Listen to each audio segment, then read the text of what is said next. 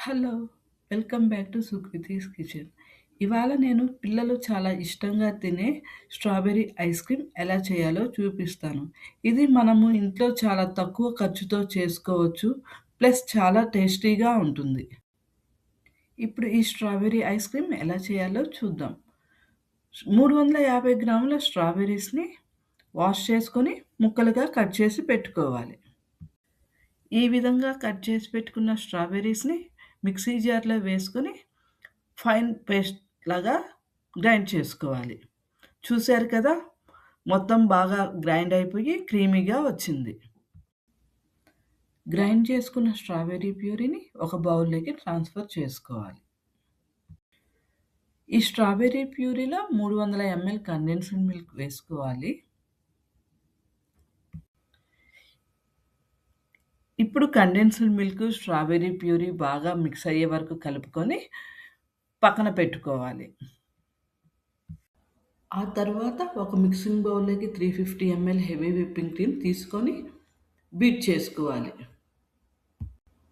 Beat చేయడం అనేది మొదట్లో స్లోగా స్టార్ట్ చేసి పోను పోను స్పీడ్ పెంచాలి. ఇప్పుడు విప్పింగ్ క్రీమ్ అనేది రైట్ కన్సిస్టెన్సీకి వచ్చింది. బీట్ చేయడం ఆపేయాలి. ఈ విధంగా రెడీ చేసుకున్న విప్పింగ్ క్రీమ్‌లో ముందుగా మిక్స్ చేసి పెట్టుకున్న స్ట్రాబెర్రీ కండెన్స్డ్ మిల్క్ మిక్చర్‌ని వేసుకోవాలి. వీటిని బాగా మిక్స్ చేసుకోవాలి. మనము అన్నిటిని ఒకే బౌల్‌లో అయినా వేసుకొని మిక్స్ చేసుకోవచ్చు.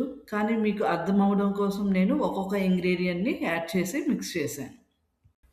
ఈ విధంగా రెడీ చేసిన స్ట్రాబెర్రీ ఐస్ క్రీమ్‌ని ఒక కంటైనర్‌లోకి ట్రాన్స్‌ఫర్ చేసుకోవాలి.